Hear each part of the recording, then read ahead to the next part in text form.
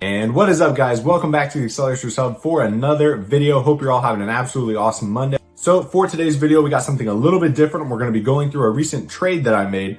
I don't usually trade. It's very rare to find a trade that is beneficial to both parties, but in this case, we did actually manage to find one. So we're going to be going through that later in the video. But first things first, guys, my booster pack is finally here. Seems like I've been waiting like a month and a half to get this thing in, but upon unboxing it today, I may have made a bit of a miscalculation. So basically this was a lone booster pack that was listed on eBay. Because, you know, there's a bunch of listings right now for booster packs that are like $110 or $100, just really, really steep. I shouldn't say they're not worth that because, you know, I did that video a while ago where I did the value of a booster pack and they are technically worth, you know, $100 with enough volume. You know, if you just open one, chances are it's not worth $100, more like, you know, 60. But if you can open 6 or 7 of them, you probably could get about $100 worth of value. But that doesn't do us any good as we're buying and opening them to get more cards for our trading card listing. So I've been steering clear from them. But one lone booster pack did pop up on eBay for like $70 best offer, or it was $80 with the best offer. And I just sent in an offer of $65. He accepted. Unfortunately, with shipping and taxes, it did come out to like $75, which is still steeper than I'd like to pay. You know, ideally like $65 would be my cap for paying for booster packs, just because I feel like there's decent profit to be made at $65. But anyways, he accepted my offer basically immediately after I sent it in. So then I paid for it, and then I realized that it said read description on the booster pack, and I was like, oh no, here we go. It must have been opened or something terrible. And it just said the booster pack was in really, really beat up shape on the blister. And guys, he was not lying. Look at this booster pack. Honestly, camera doesn't really do it justice. It is like creased, warped, worn, abused, just all sorts of torn up. And I'm kind of worried, honestly, because there's a really good chance that these cards might be bent and warped inside this pack. But it's kind of hard to tell looking, because I was kind of studying. It looks like the cards are still straight, but we're just going to have to see when we open this, which is what we're going to do right now. We're just going to hope and pray that these cards are not bent and mangled. Fortunately, with the booster packs, typically the 15 cards inside are pretty solid. So it'd be pretty tough to bend 15 cards, but it does, just from touching it, I can already kind of tell that there is a bit of a bend to it. It doesn't look like there's any nasty creasing, but I do think there's a bend. But anyways, let's go ahead and rip this open. Maybe we can still get something. After all, even if cards are bent a little bit, you know, like a 3D foil will still have some value. So let's go ahead and rip into this pack here. And actually, guys, I stand corrected. Wow, that's incredible. These cards are not bent at all. That is unreal. Maybe a very slight, tiny bend to them, but like that's not going to be noticeable on a card sleeve. That is incredible. Shout out to the people who made the booster pack because I didn't think there was any way that was going to come out unscathed. So let's go ahead and jump in and see what we've got. Second Wind O2 tank. And man, guys, I haven't opened up a booster pack in forever. Folding Corners. Gear Crush. Burnout. Torqued Riveted. The Cosmic Realm. The Spy Eye. Is it this next card? Nope. Pulsing Meter. Maybe this one. Foil Reactor Realm. Look at that, guys. A foil realm card. I haven't pulled a foil realm card out of a pack in forever. I think I pulled just about everything else out of packs except for foil realms. So a foil Reactor Realm, that is very nice. And as you can see, it's got maybe like a very, very slight bend to it, but the card's still mint. That is incredible. Thank goodness they packaged those booster packs very efficiently. So let's continue here, see if we can get a Jump Jets. We've got Rev Matching, Toxic Gators, great pull. Torqued Flathead Fury, I think I'm out of stock on that, so that's awesome. Wheel Shield, Magnesium, and Stone Sphinx is the last card. So not too shabby of a booster pack. Obviously, you know, if you think I spent $75 on it, probably lost money on it regardless. Even if I can get, you know, maybe 25 or 30 for that Reactor Realm, probably at best we made like $60 on the pack. So still probably lost money. That's just kind of the risk with booster packs, but getting it for $75, I just really missed opening them and wanted to take a chance on one. So now we have learned our lesson once again to not buy individual booster packs. It's probably smarter to buy 5 or 6 at a time if you can afford it, because then you have a better chance of getting a 3D foil. Because if you don't pull one, you're pretty much guaranteed to lose your money on it. But either way, I still enjoy opening them on the channel for you guys. I don't mind losing $10 here and there. Plus, some of those cards I was out of stock on, so it worked out good. I've been struggling to find Realm cards, especially, you know, foils like the Reactor Realm, and Torqued Flathead Fury was another card we were out of stock on.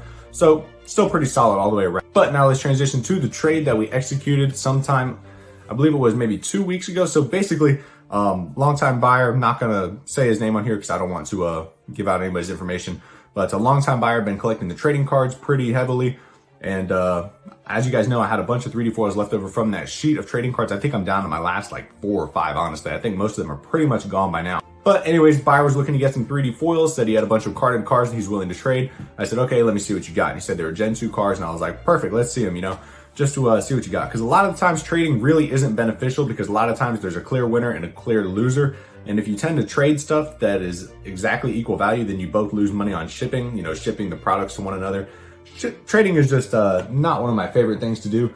But on the rare occasion you do find something that works out, like this buyer really wanted the 3D foils and had a bunch of Gen 2 cards that they could cash in for 3D foils. And me, on the other hand, I had a bunch of 3D foils left over. And 3D foils, as you guys know, very expensive, very in high demand.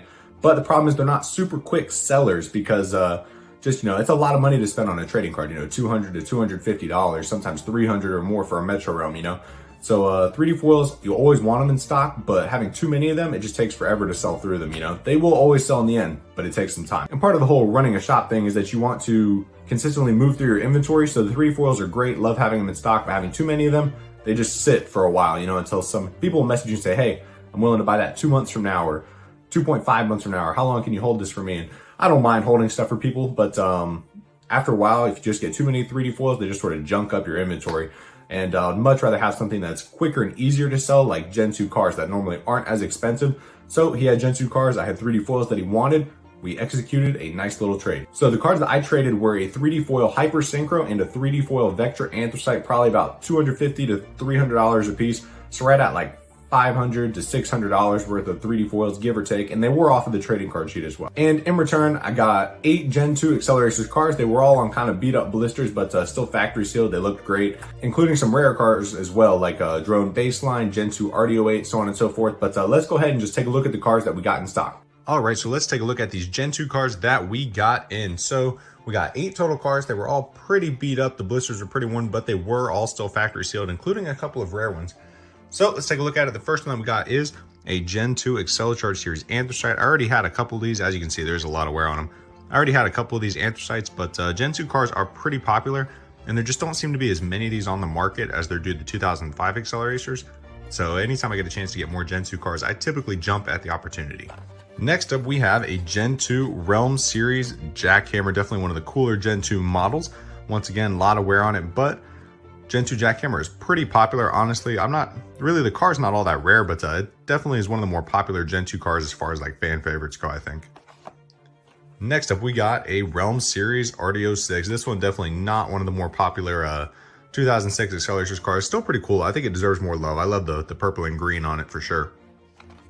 Now we're starting to get into some cool stuff. We have a Gen 2 Droned Baseline. The card is pretty beat up again, but just look at that drone baseline. Absolutely gorgeous. It's amazing. I almost feel like this is a better look for the baseline than the Teku look. It is absolutely incredible. They did a fantastic job with this paint job for sure. Next up, we've got a stripped metal iridium with a little bit of a peekaboo hole in the back. I didn't even notice this until I went to go list it on eBay.